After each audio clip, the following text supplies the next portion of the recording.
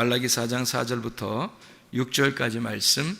너희는 내가 호렙에서 온 이스라엘을 위하여 내 종 모세에게 명령한 법 곧 율례와 법도를 기억하라.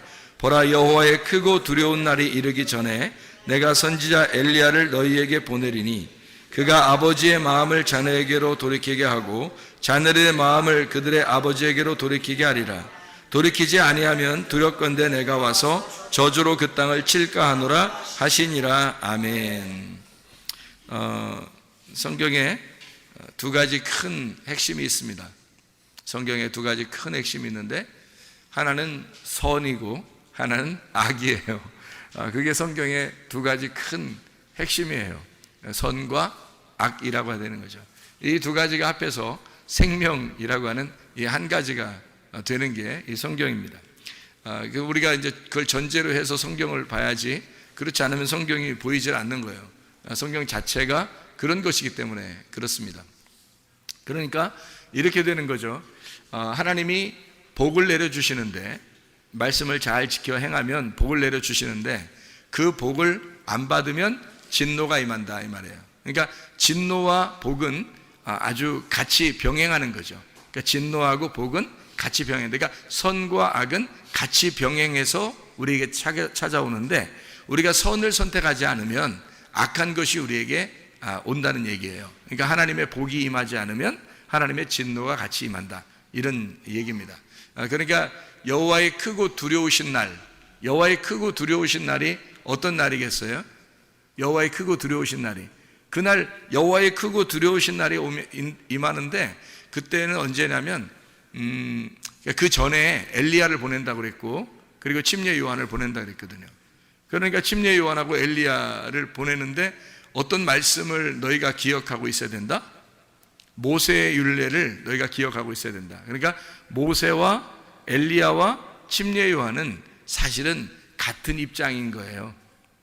모세와 엘리야와 침례 요한은 같은 입장인데, 엘리야와 이제 엘리야 같은 그런 침례 요한을 너에게 보낸다. 어떻게? 언제? 크고 두려운 날이 임하기 전에 보낼 것이다. 이런 얘기죠. 그러면 크고 두려운 날이 임하는 날은 어떤 날이에요? 그 날은 구원의 날인 거죠. 크고 두려운 날은 구원의 날인 거예요. 그런데 그 구원을 너희가 구원으로 받지 못하면 어떤 날이 된다? 그 날이 진노의 날이 된다. 무슨 말인지 알겠지? 그러니까 구원과 진노는 같은 날이 있는 겁니다. 같은 날 동시에 있는데, 구원을 구원으로 받지 못하면 그러면 너희에게 진노가 임한다. 여기에 이제 그 말씀을 해주고 있는 거예요. 그러니까 엘리야와 모세가 이제 엘리야와 그 모세의 율법, 그리고 침례 요한이 너희에게 임하는 그날, 너희에게는 둘 중에 하나가 임하는 거죠. 우리에게는 둘 중에 하나가 임하게 돼 있어요. 뭐가 임하게 돼 있다고요?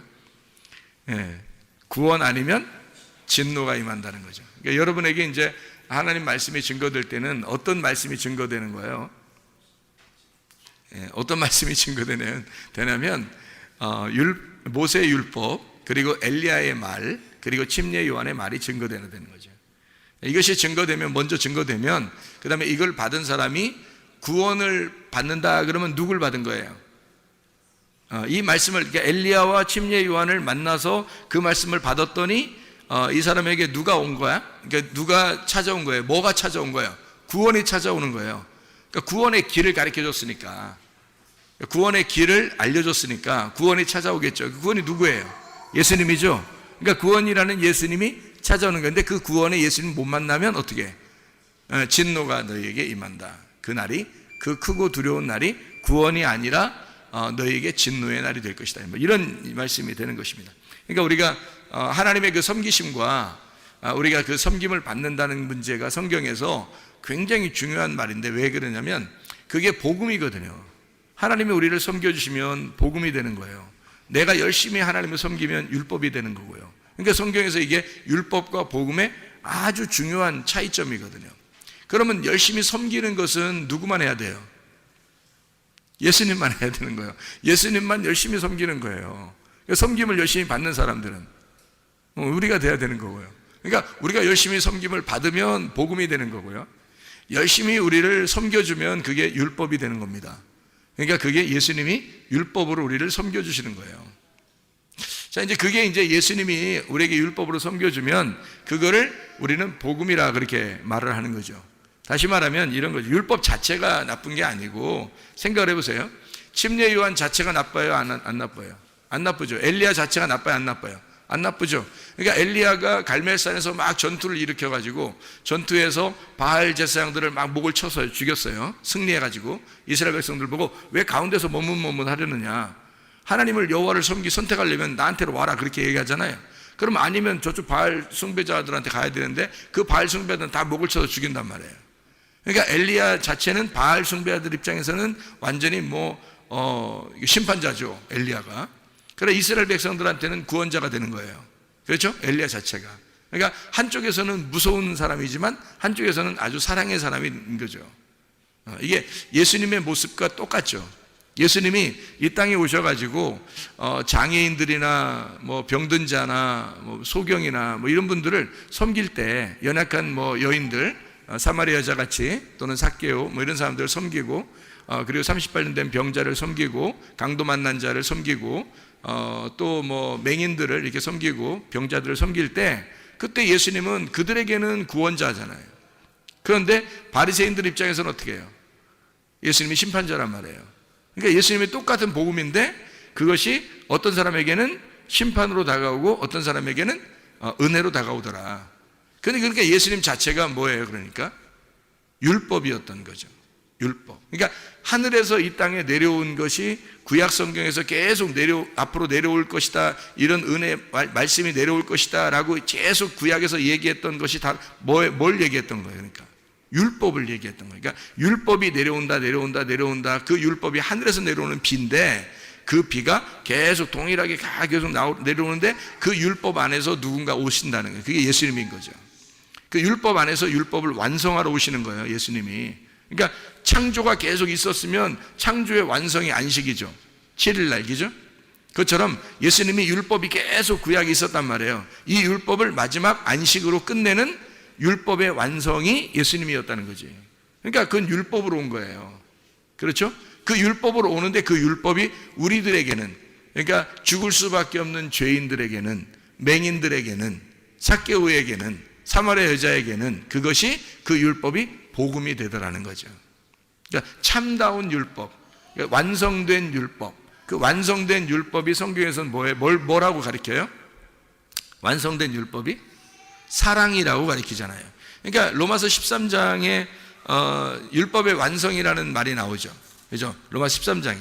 그러면 율법의 완성이라는 이 말이 뭐라고, 율법의 완성을 뭐라고 여기서 소개한다고요? 율법의 완성은 사랑이라고 말해요. 로마서 13장 10절입니다. 사랑은 이웃에게 악을 행하지 아니하나니 그러므로 사랑은 율법의 완성이니라. 그러니까 하나님 자신이 어떤 분이라는 거예요?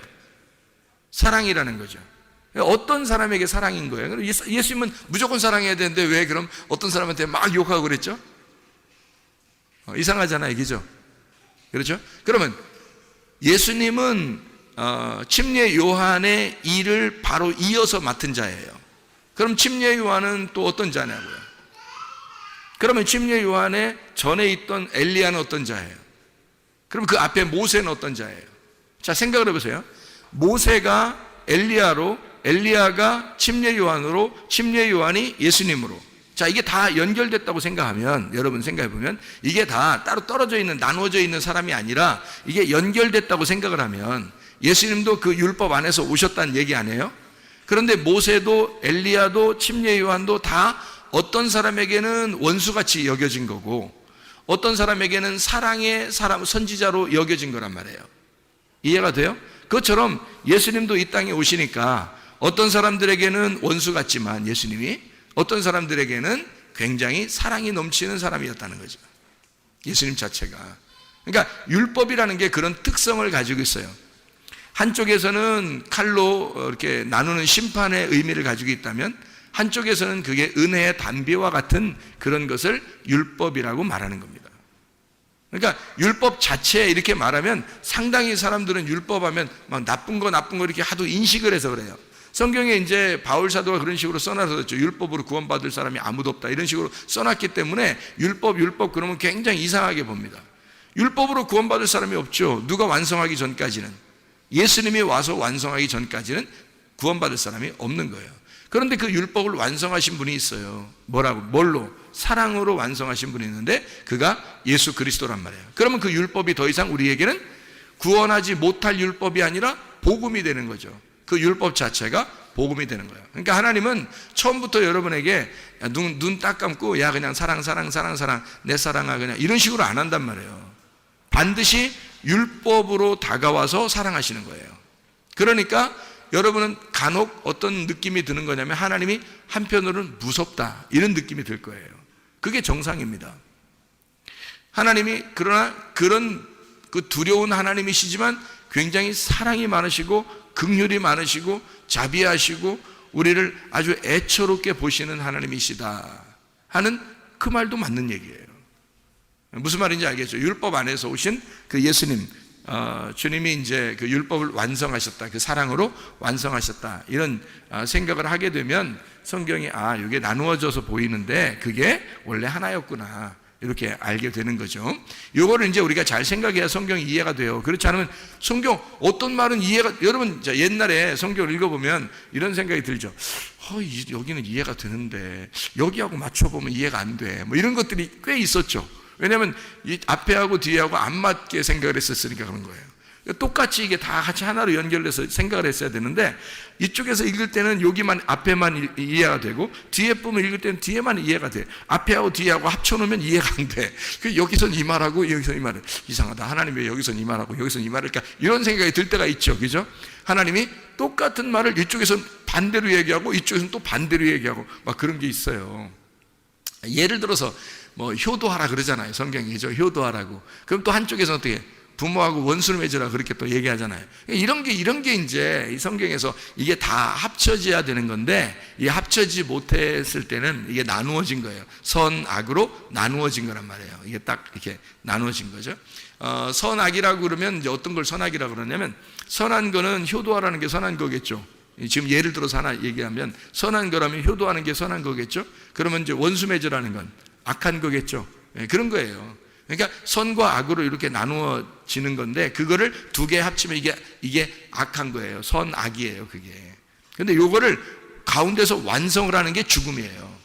그래서 그거를 그 사이에서 죽어버리면 이게 완성이 되는 거예요.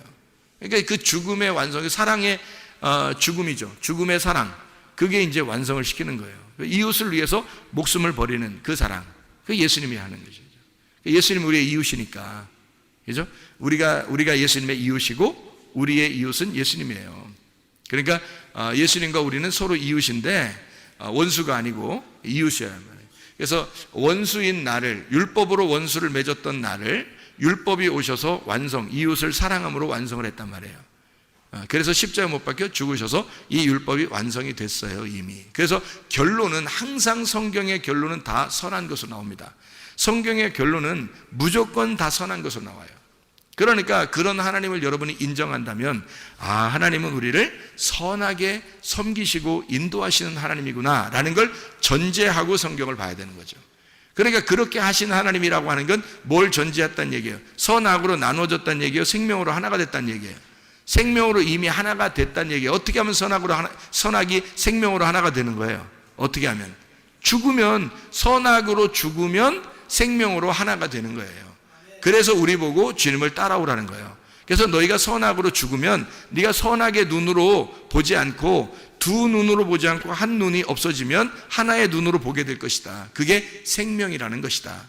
하나님이 그토록 우리를 사랑하시는 거다라고 하는 그런 얘기입니다. 자, 두 개가 한 개로 보인다는 얘기를 좀 이제 이해가 되겠죠. 무슨 말인가? 여기서 진노를 받는다, 복을 내린다. 구원을 주신다, 진노하신다. 구원을 구원으로 받아들이지 못하면 진노가 임하는 거다. 그게 같은 날 오는 거다. 그래서 이쪽 진노가 오는 쪽에서 볼 때도 크고 두려운 날이고요, 구원의 날이 오는 것도 크고 두려운 날입니다. 그러니까 하나님의 날은 크고 두려운 날이에요. 그런데 한쪽에서는 구원의 찬양을 하게 되고 한쪽에서는 통곡하는 진노가 임하게 되는 것입니다. 그게 이제 누가 임하면 그렇게 된다고요? 누가 오면? 침례 요한이 오면 그런 일이 벌어진다고. 그럼 그 침례 요한이 누구의 이름으로 왔다고요? 엘리야의 이름으로 왔다고요. 엘리야처럼 왔다고. 그 엘리야는 뭐 어떤 말씀으로 왔다고요? 모세의 말씀으로 왔다고. 이게 다 세트라니까. 세트 알잖아 우리. 세트 알잖아. 자, 모세, 엘리야, 침례 요한, 이게 세트라고요, 성경에. 그래서 모세, 엘리야, 침례 요한 이름 많이 나오죠, 성경에. 이게 세트니까 기억하고 있어야 되지. 그게 율법의 대표예요. 그러니까 모세, 엘리야, 침례 요한. 그래서 말라기서의 지금 4장 4절부터 6절까지의 말씀은 세 사람의 이름이 나오죠. 어떤 사람의 이름이 나와요? 그러니까 엘리야의 이름으로 오는 자가 하나 있고, 그리고 모세의 율법이 먼저 나오기죠. 모세의 율법이 먼저 나오고, 그 다음에 엘리야의 마음을 가진 자가 나온다는 거예요. 그가 침례 요한이죠. 그러니까 모세, 엘리야, 침례 요한, 맞죠? 그렇게 오게 되면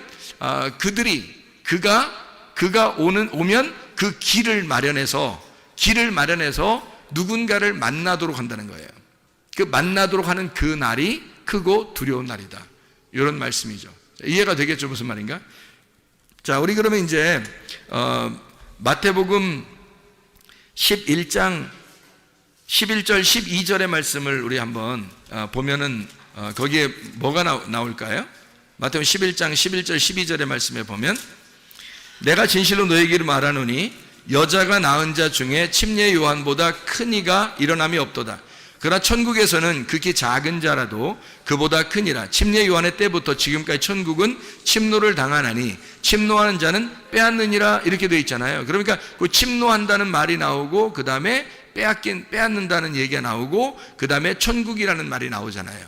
그러면 여기서 침례 요한보다 그 전에는 큰 사람이 있다, 없다? 없다. 그러면 침례 요한보다 큰 사람이 없으니까 앞에 구약의 성경 중에서 엘리야가 침례 요한보다 커요, 안 커요? 안 크다. 모세가 커요, 안 커요? 안 크다. 침례요한이 가장 크다. 솔로몬이 더 커요, 안 커요? 안 크다. 침례요한이 가장 크다. 지금 그런 얘기 하는 얘기죠? 다윗보다 더 크다. 노아보다 더 크다. 어이구, 어마어마하네. 이제 침례요한이 진짜 어마어마한 사람이네요, 그죠? 왜 그렇게 이렇게 얘기했을까요? 왜 침례요한보다 다 작다고 그랬을까? 앞에 있는 사람들은 침례요한이 율법의 마지막 주자예요. 그러니까 왜 그 달리기 할 때 잘 뛰는 사람을 최고 마지막에 두잖아. 릴레이 경주할 때, 그죠? 이렇게 5명이 달리기 한다면, 이어서 달리기 한다면, 마지막 달리는 사람이 최고 잘 뛰는 사람이 마지막 달리죠? 그러니까 침례 요한이 가장, 율법 중에서 가장 잘 달리는 사람이란 말이에요. 가장 잘 달리는 사람, 요한, 침례 요한이에요. 그 침례 요한이 나중에 어떤 이름으로 바뀌느냐면요, 사랑의 사도 요한으로 바뀌는 거예요. 이름이 똑같은 이름이잖아요. 그러니까 침례 요한이 뭘로 바뀌느냐면 사랑이, 이게 침례 요한의 그 율법이 완성이 되잖아요. 그러면 사랑의 요한이 되는 거예요. 성경에 보면 요한복음 하면 막 사랑이 넘치죠. 요한 1서, 요한 2서, 요한 3서 그러면 막 사랑이 넘치잖아요. 하나님은 사랑이시다 막 이러고 막 이러잖아요. 그게 뭐 때문에 요한을 갖다 그렇게, 요한이 또 그렇게 그런 글을 쓰게 되도록 하나님이 허락하셨을까? 그게 침례 요한이 율법의 마지막 주자로 왔기 때문에 그 율법이 완성된 예수가 마지막 이제 오잖아요. 침례 요한 다음으로 예수님 오잖아요. 그러면 요한이 사랑의 하나님을 소개하는 거예요. 그러니까 이 사랑의 순서를 소개하느라고 침례 요한이 예수님을 거쳐 사랑의 요한이 되는 거란 말이에요. 아니, 물론 이 사람이 죽었다가 요한으로 부활해서 무슨 윤회했다 이런 말이 아니에요. 그런 말이 아니라 성경의 그 요한이라는 이름 자체가, 그 요한이 침례 요한이라는 이름하고 요한, 그리고 예수님 거쳐서 그 다음에 사랑의 요한이 된단 말이에요. 마지막에 십자가 못 박혀 돌아가실 때 누구만 거기 십자가 밑에 있었어요? 제자 중에서 요한만 있었어요. 요한만. 그래서 예수님 뭐라 그래요? 요한 보고 이제 오늘부터 네가 어머니 모셔라 그러잖아요. 그 어머니한테 뭐라 그래요? 오늘부터 아들 하세요 이쪽, 이렇게 하셨잖아요. 그러니까 거기서 하여튼 십자가에 못 박혀 돌아가실 때까지 하여튼 효도는 하여튼 하신 분이야.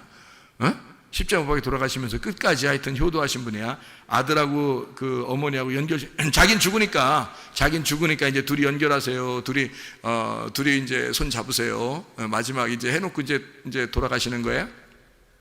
제가 돌아가시는 거예요? 하니까 물어보는 거죠. 물어보는 거면 이제 좀 이제 그런 것 같지가 않죠. 그런 건 아니죠. 왜냐하면 보세요. 예수님의 동생들이 있어요, 없어요? 있어요. 예수님의 동생들이 있기 때문에 굳이 요한을 아들로 안 해도 아들들이 있어요. 아들들이 있다고. 예수님 동생들이 다 살아 있었어요. 그렇기 때문에 요한이 아니더라도 이미 아들들은 있어요. 근데 굳이 거기서 왜 사랑의 사도 요한을 예수님의 어머니 마리아의 아들로 만들어 놨냐면, 이제 육신으로 온 예수 그리스도가 십자가 못 박혀 돌아가셔요. 그러니까 이제는 이 아들의 일이 끝났잖아요. 아들의 일이 끝났어요. 그러면 이제 여기 마리아의 아들로서 온 사람이 예수님인데, 그럼 다른 동생들도 있었잖아요. 근데 다른 동생들은 많이 성경에서 언급을 안 해요. 왜냐하면 마리아가 어떤 여자예요? 마리아가 어떤 여자예요? 마라에서 나온 이름이 마리아라 그랬죠? 예, 마라. 이게 마라에서 온 마리아라고 했어요. 그러면 이 마라가 뭐죠? 쓰다라는 이름이에요. 그러니까 쓰다, 잉태의 고통, 그 쓰다. 그러면 왜 쓴 건가요? 왜 써요? 죄가 있으니까 쓰죠. 그러니까 죄악 가운데 죄악으로 잉태된 아들을 가진 자, 마라란 말이에요. 이 마라의 쓴물에서 예수가 나오면 뭐가 되겠어요? 배가. 원래 배는 마라예요. 배는 쓴 배예요. 죄가 있는 배인데, 아들이 이 속에 잉태되면 내 속에 있는 죄를 다 끄집어내서 아들이 끄집어 가지고 나온단 말이에요. 그럼 배가 어떻게 되겠어요? 깨끗해지겠죠? 깨끗해지니까 거룩한 배가 되는 거예요. 이제는 쓴 물이 단물로 바뀐단 말이에요. 이게. 그래서 한 배에서 쓴 물이 단물로 바뀌는 여자, 마라가 마리아가 된 여자예요. 근데 이 마리아가 어느 여자를 갖다가 성경에서 설명하려고 마리아가 나온 걸까요? 마리아가 하와예요, 하와. 그러니까 창세기 3장에 하와가 뱀한테 이제 범죄했잖아요. 그죠? 뱀하고 같이 범죄했는데 그 하나님을 거역한 범죄를 하고 나서 하나님이 뭐라 그래요? 남자는 일하라 그러고 여자는 잉태하는 고통을 가져라, 뭐 그런 얘기를 하죠. 그리고 여자의 아들이 뱀의 머리를 밟게 될 것이다, 이런 얘기를 하죠. 그럼 그 여자의 아들이라는 말이 거기서 여자가 누구밖에 없었어요? 그 얘기를 듣는 사람 중에서는 하와밖에 없었죠. 그 여자의 아들이 뱀의 머리를 밟게 될 것이다 라고 하는 그 여자, 쓴물을 가진, 다시 말하면 선악과를 먹어버린 그 쓴물을 가진 여자의 후손으로 누가 왔어요? 여자로 마리아가 온 거예요. 마리아가 대표로 온 거고, 이 세상에는 모두 다 여자의 아들이 아니라 남자의 아들이거든요. 우리 모든 인간들은 남자의 아들입니다. 왜냐하면 남자가 있어야 아이가 나오는 거니까. 생각을 해보세요. 근데 남자 없이 여자가 아기를 잉태한 것은 누구밖에 없어요? 예수님밖에 없어요. 인류사에 창세기부터 요한계시록까지 예수 한 분만 남자 없이 여자가 낳았단 말이에요. 이해가 돼요? 그래서 여자가 난 예수, 그 아들이 뱀의 머리를 밟게 될 것이다 라고 얘기한 거거든요. 이해가 되겠죠?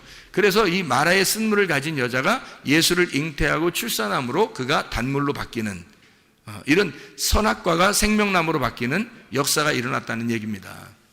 그 아들이 이 땅에 오셨거든요. 그러니까 마리아에게서, 여자에게서 유일하게 태어난 남자가 누구라고요?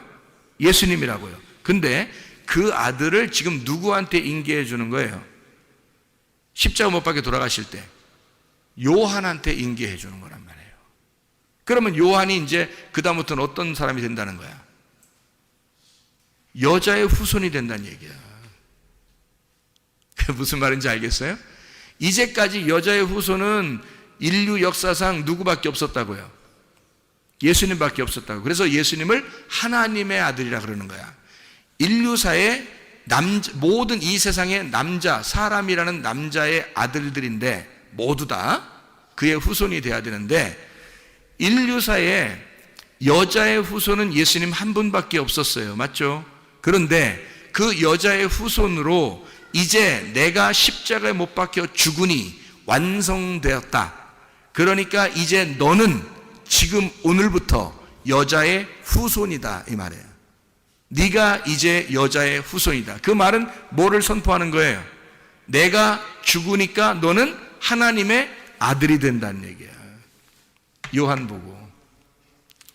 놀라운 얘기죠. 우리가 하나님의 아들이 된다? 불가능한 얘기인데 예수님 때문에 가능한 거죠. 예수님이 십자가 못 박혀 돌아가셔서 우리를, 네가 이제는 여자의 후손이 되는 거야. 그러면 예수님이 된다는 얘기예요. 사랑의 요한이 이제는 마리아의 아들이 됐다는 얘기예요. 그냥 단순히 여러분은 효도하려고 거기서 십자가에서 얘기했는가 보다, 그렇게 생각하는 사람도 있더라니까. 하긴 뭐 그렇게 생각은 자유니까 그렇게 생각한다고 한들 뭐 그거 가지고 또 뭐 아이고 그렇게 했대, 뭐 아이고 뭐 그 생각을 그 정도밖에 못해, 뭐 그렇게 하면 안 되고요. 그 정도 많이 하신 거죠, 생각을. 그렇지만 그런 말이 아니잖아요. 여러분이 생각을 가만히 지금 들어보시라고. 그 말이 무슨 말인가, 이게 무슨 말인지를 들어보시라고. 성경을 전체적으로 봐야죠. 마리아가 왜 왔는지, 그가 왜 마라의 이름에서 왔는지, 왜 그가 하와의 약속, 하나님과 하와의 약속에서 올 수밖에 없었던 여자의 후손을 잉태한 자였는지를 우리가 보게 되면 성경이 일관성 있게 똑같은 얘기를 하나를 하고 있는데, 그게 바로 뭐냐면 여자의 후손인 하나님의 아들을 소개하고 있다는 얘기예요. 그거를 십자가에서 예수님이 요한이라는 자를 자기의 어머니와 연결시킴으로써 네가 오늘부터 여자의 후손이 된다라는 얘기를 해주고 싶었던 거죠. 그래야 말이 일치가 되고 맞는 얘기지, 이 인간적인 효도 얘기를 하는 거겠어요? 하긴 뭐 효도하셔야지. 그렇지만 성경을 좀 더 영적으로 좀 생각을 해보자는 말이에요. 좀 더 깊이 진리의 말씀을 영적으로 좀 생각할 수 있어야 되지 않겠습니까? 깊이 있게. 그죠? 우물물을 자꾸 이렇게 퍼내서 깊이 있는 그 우물의 깊은 물을 마셔야 더 시원하고 그게 더 생수죠. 그렇죠? 자, 어쨌든 이게 여자의 후손으로 온 게 사랑의 사도 요한이에요. 그러니까 침례 요한이 사랑의 사도 요한으로, 그래서 하나님의 율법이 하나님의 사랑으로 완성이 되었다. 이러면 하나님의 여자의 후손인 하나님의 아들이 된다. 무슨 말인지 알겠죠? 자, 그래서 사랑이 완성이라는 말이 그냥 단순히 뭐 사랑하면 완성된다 그런 말 아니에요. 그러니까 율법이라는 그 자체를 완성할 때, 다시 말하면 예수의 죽음을 전제로 할 때 십자가 사건이 율법의 완성이다. 이런 얘기를 우리에게 해주고 있는 말씀들입니다. 자, 우리 이제 성경 한 보고 마치도록 하겠습니다. 마태복음 11장의 11절 12절에 침례 요한이 침노하는, 그 이후부터는 침노하는 자라는 거예요. 그러면 예수님 때부터는 어린아이라 할지라도 침례 요한보다 크다는 거죠. 침례 요한이 구약에서 가장 큰 자였는데, 왜 가장 큰 자냐면 이 사람이 예수님의 얼굴을 직접 본 사람이에요. 그 전에는 다 이렇게 그 그림자로 봤다고요. 왜냐면 직접 나오지 않았으니까. 근데 직접 나와서 그와 함께 살고 동시대에 그 예수를 동일하게 엘리야와 같은 선지자였지만, 모세와 같은 율법을 가진 자였지만, 침례 요한만 유일하게 예수님의 얼굴을 직접 만나고 본 사람이란 말이에요. 그러니까 이 세상에 뭐 앞에가 훌륭한 선지자들이 얼마나 많아요. 사실 율법 그러면 모세고요, 선지자 그러면 엘리야거든요. 근데 그거를 뛰어넘은 자가 침례 요한이라고 한 것은 왜 그러냐면 직접 복음의 하늘의 아들을 직접 본 거예요, 이 침례 요한이. 그러면 이제 직접 본 하나님의 아들 이후부터는 어떻게 되는 거예요? 여기서는 이제 어린아이라 할지라도 침례 요한보다 큰 거죠. 왜냐하면 앞에 침례 요한까지는 율법이었고, 그 예수님 안에서는 침례 요한보다 더 큰 자가 예수님이니까, 예수님이 침례 요한보다 더 큰 자니까 그 예수님 안에서는 어린아이도 침례 요한보다는 크다는 얘기죠. 그러니까 누가 침노하느냐는 거예요. 예수님이 침례 요한 때까지 이제 이 때부터 지금 천국이 올 때까지 계속 침례 요한까지는 율법의 시대였는데, 그때부터 천국은 침노를 받는데요. 침례 요한 때부터 천국이 침노를 받는데, 그럼 그 침노한다는 말이 어떤 의미라고요? 침노가 비아조라는 단어입니다. 강제로 들어가다라는 말이고, 이게 비아, 폭력이라는 단어입니다. 비오스, 생명이라는 말이고요. 침노하는 자가 빼앗는다 할 때 그 침노하는 자가 비아스테스라는 단어고, 이게 난폭한 사람, 폭력자를 말합니다. 폭력자만이 그걸 빼앗게 된다는 거예요.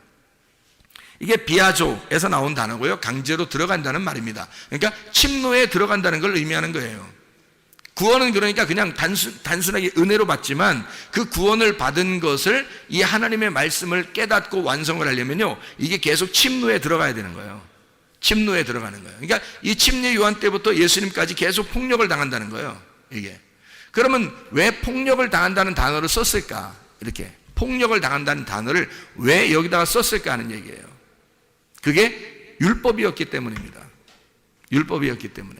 그게 폭력이라는 거예요. 그러니까 율법이라고 하는 건 어떻게, 뭐라고 했어요? 율법은 폭력과 사랑이 같이 온다 그랬죠, 그죠?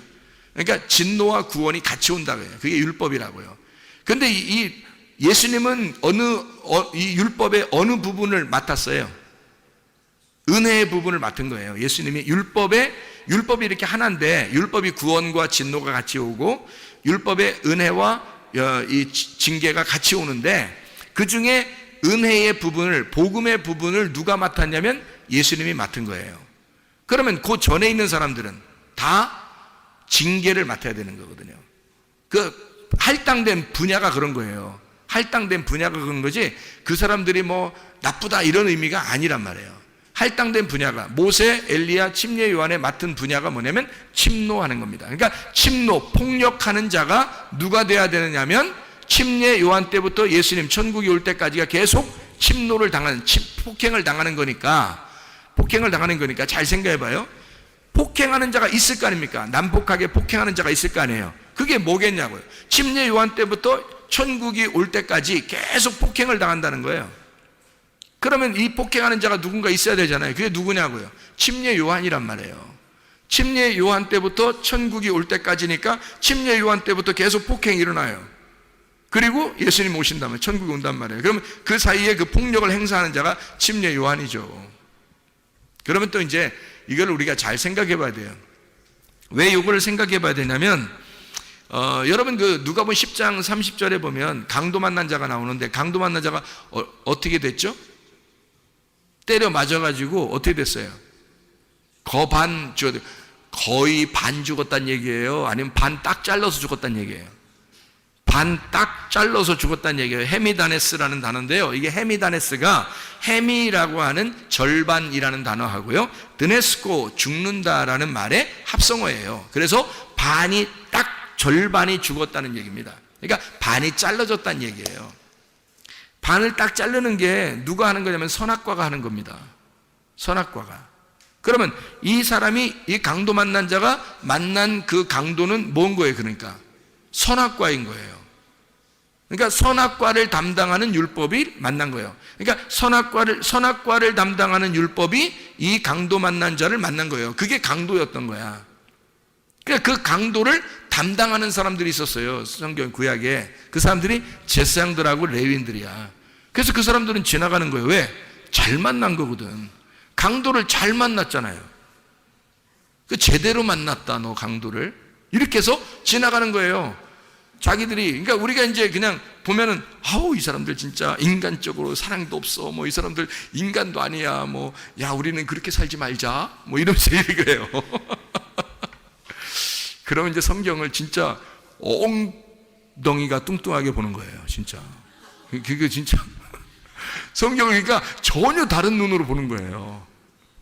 성경이 하나님의 눈으로 보질 않고 그냥 진짜 자기 눈으로 보는 거예요. 야, 우리 착하게 살자. 이러면 안 되겠다. 야, 이제 사람이 인간이 진짜 그럴 수 있냐? 뭐 누가 옆에서 그렇게 막 이렇게 강도 만나가지고 이렇게 힘들어하는데 그냥 지나쳐. 우리 레위나 제사장들, 그 사람들 외식하는 사람들이니까 그런 식으로 살지 말고 사랑을 해줘야 돼, 뭐 이렇게 얘기하는데요, 제사장과 레위인이 지나간 이유를 제가 가만히 여기서 생각을 해봤어요. 우물을 파고 또 파고 또 파서 깊이 생각을 해봤어요. 그 깊은 우물을 이렇게 들여다보니까 제사장과 레위인이 그 사람을 지나칠 수밖에 없었던 이유는 그가 제대로 강도를 만났기 때문입니다. 제대로 강도를 만났기 때문에 딱 반이 잘라진 거예요. 그러니까 제사장 레위인이 더 이상 건들 게 없는 거야. 자기들이 건들 게 없어서 그냥 지나가는 거예요. 반 잘라지는 역할을 제사장 레위인, 그 율법이 해야 되는 거거든요. 그 율법이 담당하는 거예요. 그게 선악과가 담당을 해야 되는 거거든요. 제대로 감당을 했어요. 제대로 담당해서 제대로 잘라놓고 가는 거야. 그러니까 누구만 오면 돼요? 선한 사마리아인만 오면 되는 거예요. 선한 사마리아는 왜 온 거예요? 자기가 반쪽이니까. 반쪽을 잃어버린 반쪽이에요. 그게 선한 사마리아인이야. 그래서 반쪽을 찾아서 좀 먼 길을 온 거예요. 지금 반쪽을 찾아서 하늘에서 이 땅으로 반쪽을, 자기의 잃어버린 반쪽을 찾아온 거예요. 그러니까 반쪽을 만났으니 제대로 만난 거죠. 그러니 선한 사마리아인은 당연히 만나러 오는 거고요. 제사장 레위인들은 잘라진 걸 보고 가는 거고요. 확인하고 가는 거고. 선한 사마리아인은 자기 잃어버린 반쪽을 찾아서 온 거죠. 자, 이런 말씀드립니다. 성경이 얼마나 감사한지. 우리는 사실 이 땅에서 잃어버린 반쪽이 되어야 그 나를 찾으러, 자기의 잃어버린 반쪽을 찾으러 오신 예수님을 만나요. 그 잃어버린 자가 돼야 돼요, 우리가. 그래서 예수님이 이 땅에 아폴림이 잃어버린 자, 파괴된 자, 그런 자를 찾아서 구원하려 함이라. 이렇게 주님께서 삭개오 만났을 때 그렇게 얘기하잖아요. 사람들이 막 비난하고 그러니까 왜 삭개오 만나서 구원해요? 말하니까 예수님이 그런 말해요. 누가복음 19장 10절 말씀에 나는 인자는 잃어버린 자를 찾아서 구원하려 함이라. 이렇게 말해요. 뭘 잃어버린 거예요? 반쪽을. 내 반쪽을 잃어버렸으니까 반쪽을 찾아와서 그를 구원해야 되는 거예요. 그게 예수님이라고요. 그러려면 어떻게 돼요? 반쪽이 잘라져 있었어야 되죠, 누군가가. 그게 삭개오가 반 잘라져 있었던 사람이에요. 사마리아 여자가 반 잘라져 있었던 사람이라고. 그래서 예수님이 찾으러 온 거예요, 그 사람들을. 이해가 되겠어요? 여러분이 어떤 사람 되면 분명히 구원받을 수 있겠어요? 반 잘라지면 구원받겠죠. 뭘로 잘라져야 돼요? 율법, 모세, 엘리야, 침례 요한에 의하여 반 잘라져야 된다는 얘기입니다. 이해가 되겠습니까? 그렇게 되면 예수님이 찾아오신다는 얘기예요. 율법과 모세, 엘리야, 침례 요한은 하나였으니까 그게 우리를 자르는 역할을 가지고 있는 헤미다네스를 역할을 하는 헤미 절반, 드네스코 죽이는 반을 딱 잘라 죽이는 역할을 하는 자니까 그것이 그래서 요한복음 10장에 8절 10절에 보면 예수님은 선한 목자인데 누가 먼저 온다겠어요? 도둑, 강도가 먼저 온다. 절도자가 먼저 와서 너희를 도둑질하고 그리고 죽이고 멸망시킨다. 이렇게 얘기하는 거죠.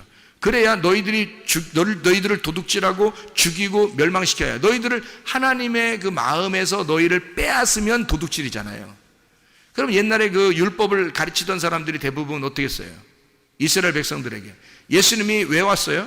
사람들이 그 율법으로 하나님 백성들을 자꾸 뺏어가니까 그러니까 하나님이 직접 내려와서 그 아들이 내려와서 자기 하나님의 마음에서 뺏어가는 자를 찾아오는 거예요. 그러니까 그걸 뺏어가는 자가 있었는데 그걸 도둑이요 절도 죽이고 멸망시키는 자다 이렇게 얘기한 거죠. 거기에서 뺏어오는 거예요. 예수님이 그 선한 목자라는 거예요. 주님이 그 양을 뺏어오는 거죠. 자기 양을 뺏어오는 거예요. 누군지 알겠죠? 그러니까 이게 자기들 양이 아니야. 이게 도둑놈들 양이 아니에요. 이 도둑놈들이 누구예요? 그러니까 율법사들, 제사장들, 바리새인들 이런 사람들이에요. 율법을 가르치는 자들이라고요. 하나님의 마음을 모르고 가르치는 자들.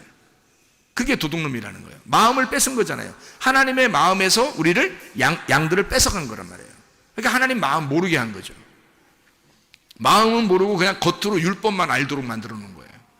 그러니까 그 마음이 뺏긴 거죠. 하나님으로부터 마음을 뺏은 자, 그가 강도, 도둑이고 절도, 멸망시키고 죽이는 자란 말입니다. 이해가 되겠어요? 거기서 예수님이 와가지고 뺏어오는 거예요. 하나님의 마음으로 뺏어서 다시. 그래서 하나님의 마음으로 예배를 드려라 이렇게 얘기하잖아요. 너희들 겉으로 막 헌금하고 겉으로 뭐 선한 일하고 막 이러는데 이 독사의 자식들아 뭐 이러면서 너희들은 하나님의 의와 인과 신을 버렸다 이렇게 말하잖아요. 하나님의 마음을 너희가 모르고 갔다는 거죠. 하나님의 마음을 모르고 행동하는 것이더라 이런 얘기들을 하는 거잖아요. 그렇죠? 그러니까 절도, 강도 이게 먼저 와야 된다는 게 이게 나쁜 거예요? 아니면 율법이에요? 율법. 하나님의 마음에서 율법으로 빼앗은 자들이 있어요. 그게 누구냐면 율법이고 그게 모세고 엘리야고 침례 요한이었다는 겁니다. 그래서 하나님 입장에서 보면 이 밑에서 먼저 온 자들이 하나님의 마음을 폭행한단 말이에요. 예수가 이 땅에 오니까 율법이 이걸 폭행하는 거예요. 그래서 율법을 아는 자, 율법으로 예수님을 죽이는 겁니다. 율법으로. 그래서 율법 안에서 죽임, 타살 당해야, 율법 안에서 타살, 죽임을 당해야 우리를 구원하는 거예요. 율법 안에서. 그게 이제 하나님의 구원의 방법인데요. 하나님 자신이 죽임당하는 그런 이야기입니다. 자, 요한복음 5장을 한번 봐봐요. 요한복음 5장 45절을 한번 여러분이 보면 우리를 고발하는 검사, 고발하는 자가 있는데 우리를 잡아가고 고발하는 자가 나와요. 거기에 뭐라고 나오냐면 이렇게 나오죠. 요한복음 5장 45절의 말씀입니다. 내가 너희를 아버지께 고발할까 생각하지 마라. 너희를 고발하는 이가 있으니 곧 너희가 바라는 자 모세니라. 모세가 뭔 잘못했길래 모세가 고발한다 그래요. 율법의 고발자가 모세래요. 그러면 여기서 이제 고발하는 자, 그러니까 우리를 일로 바치는 자, 참소하는 자, 그러니까 마귀가 하는 일을 모세가 한다는 거예요. 그 일을 땅에서 감당한다는 게 모세라는 거야. 그러면 이게 무슨 말이냐 이거야. 이게 성경에 일치적으로 보면 먼저 온 자란 말이죠. 먼저 온 자니까 모세, 엘리야, 침례 요한. 그때부터 주님, 하나님의 아들이 침노를 당한다. 침범, 폭행을 당한다는 얘기예요. 그럼 이 폭행을 당해서 이 예수가 죽으면 여기 있는 게 어떻게 해요? 여기 있는 법이 없어져 버리는 거예요. 법은 원래 있는데, 없는 게 아니라 있는데 사람이 죽었기 때문에 없어지는 거야. 이 법을 끌어안고 사람이 죽었잖아요. 누가? 예수님이 죽어버렸잖아. 그러니까 더 이상 법이 없어져 버린 거예요. 우리한테. 우리를 정죄할 법이 없는 거예요. 그래서 너희가 뭐가 죄라는 거예요? 그럼 너희를 정죄할 법이 없어졌다잖아. 법 있잖아. 있는데 그 있는 거는 이렇게 예수님이 오셔서 죽으셨다는 걸 설명해 주려고 그러는 거예요.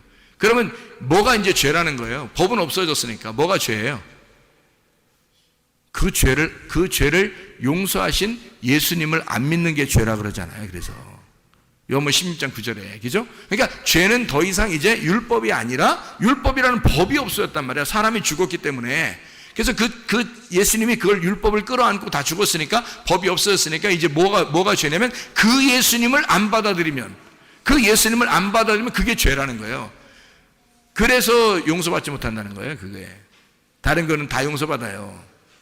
다른 거는. 그러면 그래? 용서받아? 다른 거 다 용서받아? 그럼 내 교회 다니고 내 예수 믿었는데 내가 한번 내 할 짓 한번 해볼까? 뭐 이렇게 하면 이제 그건 넌 믿은 게 아니지. 너는 믿은 게 아니지. 너는 거짓이었지. 그 능멸하는 거죠. 하나님을 능멸하는 태도입니다. 그럴 수가 없어요. 죄를 질 수가 없습니다. 그러니까 하나님 안에서 사는 거를 죄가 없다 그렇게 말하는 거예요.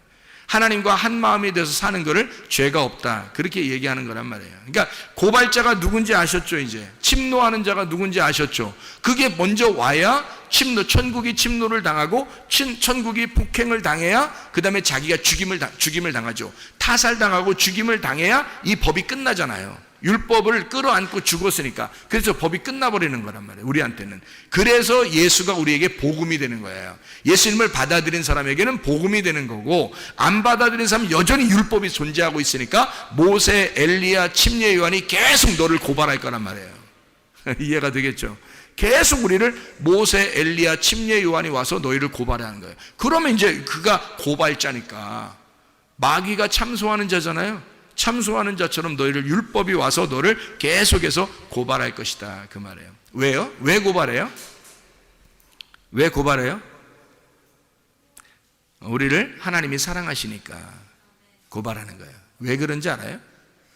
자, 모세하고 율법, 엘리야하고 침례 요한 왜 왔는지를 우리가 알아야죠. 그분들이 왜 우리 앞에 와야 하는지. 목사가 왜 여러분 앞에서 여러분에게 진정으로 죄를 깨닫게 하는지 그걸 알아야죠. 예수님 만나게 하기 위해서입니다.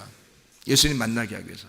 그러니까 모세나 엘리야나 침례 요한이 다 같이 어떤 사람들이냐면요, 이 사람들이 하나님의 계시의 말씀을 깨달은 주님의 종입니다. 이 사람들이요. 그러면 이 시대에도 어떻게 돼야 돼요? 진짜 예수를 만나게 하려면 도둑이 먼저 와야 되는데, 그 도둑이 누구라겠어요? 우리들이라고 했죠. 나라겠다, 지도자라겠단 말이에요. 그러면 모세, 엘리야, 침례 요한 그리고 율법, 그 율법을 가진 주의 종들이 예수를 만나게 하는 율법, 그러니까 예수를 만나게 하는 그 도둑, 강도, 절도가 돼야 된단 말이에요. 그럼 그게 이제 우리가 생각할 때는 도둑놈, 절도, 강도, 그게 뭐야?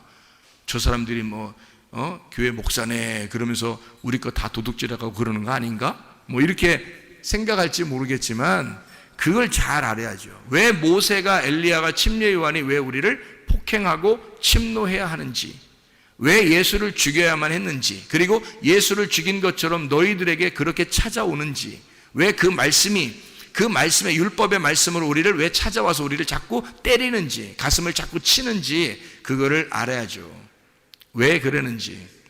하나님의 계시를 맡은 그 깨달은 종이 돼야지만이 그 일을 감당해야 되는 거고요. 그걸 모르는 종이 그냥 사람들 설교한다고 그냥 잘한다 이러고 그냥 사람들 귀에 듣기 좋은 말 하고 설교 잘한다 그러고 이렇게 하는 거는 아니란 말이에요. 아무나 이렇게 먼저 온 자가 있어야 예수를 만나는 거니까, 먼저 온 자가 아무나 그냥 만나면 여러분이 예수님 만날 것이냐? 아니에요. 침례 요한 같은 사람 만나야 예수님 만나는 거예요. 엘리야 같은 사람 만나야 예수님 만나는 거예요, 여러분. 모세 같은 사람 만나야 되는 거예요. 그럼 이 사람들은 어떤 사람들이었어요? 하나님의 종이었어요. 하나님이 선택한 종이었다고요, 이 사람들. 그런 사람들이 있단 말이죠. 그런 사람을 만나야 여러분이 진짜 복음, 예수를 만날 수 있는 거예요. 아무나 그냥 그냥 설교한다고 다 그냥 그 사람들 다 똑같은 사람들일 거야. 아니, 성경에 이게 모세, 엘리야, 침례 요한이 다 다른 사람 똑같아요? 아니에요. 하나님이 분명히 선택한 주의 종들이 있다고요. 하나님이 선택한. 하나님과 진짜 한 마음이 된, 그래서 자기 역할을 감당해야 되는, 자기가 예수가 아니니까 예수를 만나게끔 하는, 자기가 막 위대해지고 자기가 능력이 많고 자기가 막 기적을 나타내고 자기가 표적을 나타내고 그러면 그 사람이 예수지. 그럼 예수, 딴 예수 만날 필요 없죠. 그 사람 만나면 되잖아요. 그러면 안 되잖아요. 그러면은 잘못된 종을 만난 거란 말이에요. 그건 진짜 잘못된 걸 만난 거고요. 진짜 하나님의 종을 만난다는 얘기는 이 사람이 비록 좀 다소 부족해 보여도 예수의 진리, 예수라고 하는 그 진리를 정확하게 소개해 줄 수 있는 사람이 돼야 되는 거죠. 그 길을, 광야에 외치는 자의 소리가 돼야 되는 거예요. 그 광야에 외치는 자의 그 임금을 만나게 하려고, 자기가 모시는 그 임금을 만나게 하려고 최선을 다해서 그 소리치는 자, 그거예요. 그러니까 그게 모세고 그게 엘리야고 그게 침례 요한이었던 거란 말이에요. 그러니까 우리가 그들이 뭐라고요? 그러니까 누가복음 10장에서는 강도라고요. 딱 반 잘라서 죽이는 자. 여러분이 그렇게 반 잘라서 죽여줘야, 죽고 있어야 예수님이 와가지고 잃어버린 반쪽을 찾아온다 그랬잖아요. 그래, 여러분을 반쪽을 잘라주는 자가 필요한 거지. 여러분을 반쪽을 잘라주는 자가 그게 모세요, 그게 엘리야요, 그게 침례 요한이라는 얘기죠. 이해가 되겠습니까? 그 사람들은 하나님의 전적인 종이에요. 하나님의 계시를 깨달은 종이라고요. 그래서 이 사람들은 그런 일을 자기가 자기의 역할을 충분히 감당하는 거란 말이에요. 자기 잘 보이려고 하는 게 아니라, 이 사람들은 자기들 잘 보이려고 하는 게 하지 않았어요. 하나님을 직접 만나게 하려고 애썼단 말이에요. 이 사람들은. 왜? 자기들은 자기가 진짜 그 복음이 아니니까 자기들은 그냥 잘라주는 역할을 하는 자란 말이에요. 그래서 길을 갖다 제시해 주는 자란 말이에요. 이 사람들이. 그러니까 도둑이라, 강도다, 먼저 온 목자다라고 하는 것은 하나님의 말씀의 길을 제시하는 자란 말이에요. 그게 모세, 엘리야, 침례 요한, 진리의 예수를 만나도록 길을 마련해 주는 자, 그걸 강도라 그런다고. 우리가 생각하는 강도하고 전혀 반대란 말입니다. 이게 성경에서 말하면, 그래야 성경이 일치가 되죠. 한쪽만 보면 강도, 그럼 무조건 마귀, 끝, 이렇게 하면 안 된단 말이에요. 이게 성경이. 그러면 먼저 온 자, 나중 온 자, 이게 안 맞는다고요. 그렇게 그냥 막 무조건 아무렇게나 얘기해버리면 성경이 일치가 돼야 되고 성경이 하나로 통일되어 있는 하나님의 말씀입니다. 이건 하나님께서 이미 계획에 의하여, 하나님의 전적인 계획에 의하여 순서대로 쓴 책이에요. 이게 성경이. 그걸 깨달아야 되죠. 세상의 어둠의 음녀 입장에서 생각해 보세요. 음녀가 여리고로 내려가고 있어요. 강도 만난 자죠. 여리고로 내려가고 있어요. 그러면 누가 와야 돼요? 강도가 와야 돼요. 와가지고 여리고 내려가는 걸 갖다 잘라버려야 되는 거지. 그냥 반 죽여버려야 되는 거지. 그러면 그 반 죽는 강도 만난 자를 어떻게, 감사합니다, 감사합니다, 그래야 되는 거죠. 왜냐면 반 잘라줬으니까. 여리고로 내려가니까 잘라버리더라 나를. 이거잖아. 그러면 이게 감사한 거야, 아니면은 막 황당한 거야? 감사한 거죠. 모세, 엘리야, 침례 요한을 만나야 된다고요. 그 강도를 만나야 된다고. 음녀 입장에서는 여리고의 길을 끊어주는 자, 여리고로 내려가는 그 길을 끊어주는 자란 말이에요. 이게 막 마음을 찢어놓는 자죠. 잘라놓는 자죠. 세상길 가지 말라고. 그러는 자가 모세, 엘리야, 침례 요한이란 말입니다. 다시 예루살렘으로 길을 돌이키라고, 예루살렘으로 네가 오던 길로 다시 돌이키라고, 그렇게 잘라주는 자란 말이에요. 제 갈 길 가는 어둠의 양이 있어요. 양들은 다 어떻게 간다고 그래요? 자기 갈 길 가요. 자기 갈 길을. 목자가 없으면, 그러니까 자기 제 갈 길을 막 가는 거예요. 목자가 없으면. 그게 양이에요. 제 갈 길 가는 그 양의 길을 끊어주는 자예요. 그냥 갑자기 그 앞에 길을 확 무너뜨려가지고 막 낭떠러지로 만들어버리는 거예요. 그래서 양이 그냥 꼼짝 못하게 만들어 놓는 거예요. 그러면 양 입장에서는 감사한 일이지, 그게. 그렇잖아요? 자기의 길을 끊어줬으니까. 그러니까 끊어주고 자기를 막 폭삭 망하게 하니까 어떤 분이에요? 그러니까 이게 강도라고 성경에 표현한 거지. 이해가 되겠어요? 그런데 그 강도는 어떤 강도야? 우리한테는 진짜 필요한 강도, 꼭 와야 할 강도. 강도여 오시옵소서, 뭐 이렇게 해야 된다니까. 그 강도에 옷이 없어. 왜? 먼저 그 강도가 오셨어야 되는 거예요. 오셔야 돼, 자기한테. 그 강도가 오셔야 두 번째 선한 목자 되신 예수님이 오는 거거든요. 강도가 안 오니까, 사람들이 강도를 못 만나니까 예수가 예수를 안 찾아. 왜냐면 잃어버려 봤어요. 자기가 반이 잘라지지 않았으니까 잃어버린 반쪽이 어딘지 찾질 않는 거야, 자기도. 근데 반이 딱 잘라서 죽어봐요. 그러면 잃어버린 반쪽을 찾아, 자기도. 죽겠어 막 이러는데, 자기도 잃어버린 반쪽이 막 어선가 막 어디선가 갑자기 나타나가지고 확 반쪽이 잃어버린 반쪽을 찾아서 확 나타나니까 선한 사마리아인인 거야. 그게 무슨 말인지 이해가 되시죠? 무슨 말이에요, 성경이? 자기의 갈 길 가는 어린 양의 길을 끊어주는 자, 그게 강도라고요. 그게 모세, 엘리야, 심려, 요한. 음녀의 입장에서는 강도고 죽이는 자고 멸망시키는 자, 각기 제 길로 가는 양 입장에서는 그가 도둑이고 강도고 죽이는 자고 멸망시키는 자란 말이죠. 그렇지만 그것이 반드시 필요하다, 우리에게. 그걸 먼저 만나야, 그 침노하는 자, 폭행자를 먼저 만나야, 예수를 죽였던 그 폭행자가 누구인지를 정확하게 먼저 만나야 예수를 만날 수 있다는 거죠. 그를 먼저 못 만나면 예수 못 만나죠. 그 폭행자가 누구인지를 먼저 알아야죠. 그 율법 안에서. 침례 요한, 맹인을 만드는 자, 죽이는 자, 문을 완전히 닫아놓는 자, 휘장을 완전히 쳐서 안 보이게 만드는 자, 우리를 깜깜하게, 진짜 답답하게, 진짜 아무것도 앞에 길이 안 보이게 만드는 자, 그게 모세, 엘리야, 침례 요한이에요. 그럴 때 여러분은 죽겠어요, 하나님. 하나도 안 보여요. 내가 맹인인가 봐요. 하나도 안 보여요. 답답하죠? 그래야 예수님 찾는 거예요. 그래야 그 사마리아 여자처럼 애절하게 그 생수의 물을 기다리는 거예요. 그래야 삭개오처럼 막 달려와서 뽕나무 위에라도 올라가서 얼굴이라도 쳐다보고 싶은 거예요. 맹인이 되어야, 소경이 되어야, 죽이는 자가 죽어가는 자가 되어야, 멸망당하는 자가 되어야, 문이 꽉 막혀서 아주 앞뒤 꽉 막혀 힘들어 죽겠는 사람이 되어야. 홍해바다와 요단강이 우리 앞에 있습니다. 이것을 홍해바다를 이렇게 앞에 놓고요, 요단강을 이렇게 딱 앞에 막아놓은 것은 이유가 있어요. 이것을 열어주기 위해서입니다.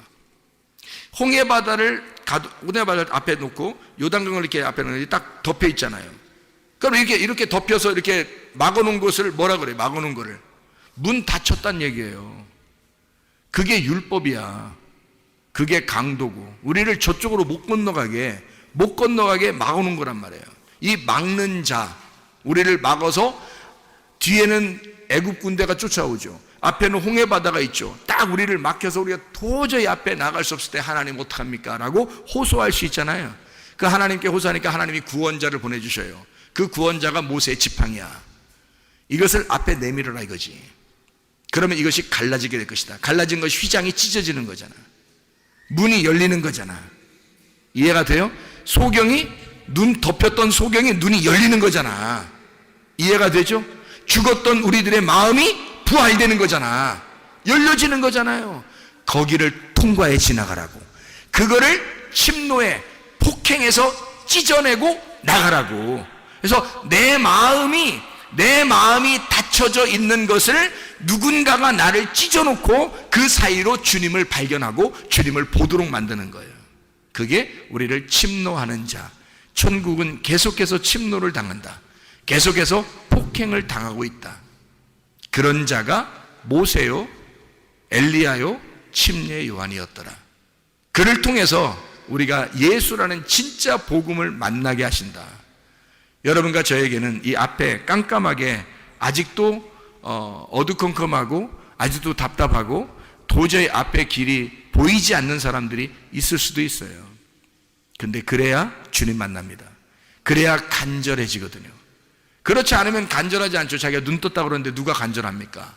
자기가 눈 떴다는데. 근데 그렇게 하면 자기가 눈 뜬 거예요. 자기가 눈 뜬 거. 그럼 하늘에 눈은 뜬 거 아니고 땅에서 눈이 떠진 거죠. 그거 아닌 거죠. 그런 사람은 빨리 소경이 돼야 되는 거죠. 그 소경을 만드는 자가 강도란 말이에요. 눈을 팍 쳐가지고 눈 안 보이게 만드는 거죠. 그러면 이제 어떻게 안 보여 하나님 어떻게 해? 그러면 하나님이 와서 구원자가 와가지고 열어주는 거지. 이걸 부활시키는 거야. 눈이 부활되는 거야. 이게 주님이 우리를 구원하시는 목적. 아가서 2장 13절 14절 아가서 2장 13절 14절 한 절 읽고 마치도록 하겠습니다. 무화과 나무에는 푸른 열매가 익었고 포도나무는 꽃을 피워 향기를 토하는구나. 나의 사랑 나의 어여쁜 자야, 일어나서 함께 가자. 바위 틈 낭떠러지 은밀한 곳에 있는 나의 비둘기야, 내가 네 얼굴을 보게 하라. 네 소리를 듣게 하라. 네 소리는 부드럽고 네 얼굴은 아름답구나. 주님이 우리를 구원하신 목적은 우리와 함께 가자는 겁니다. 같이 하자. 내가 너와 함께 같이 가고 싶다. 나와 같이 살자. 나와 함께 동행하자. 나의 사랑하는 어여쁜 비둘기야, 나랑 같이 살자. 그게 하나님의 구원하시는 목적입니다.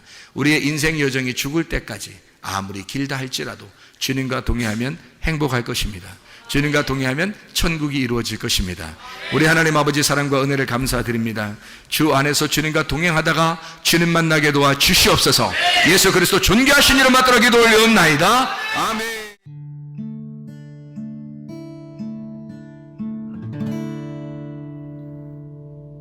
내 속에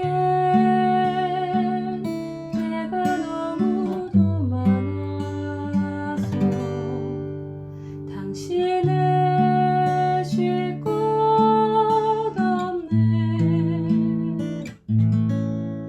내 속에 헛된 바램들로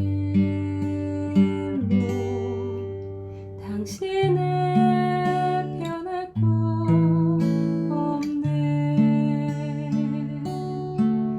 내 속에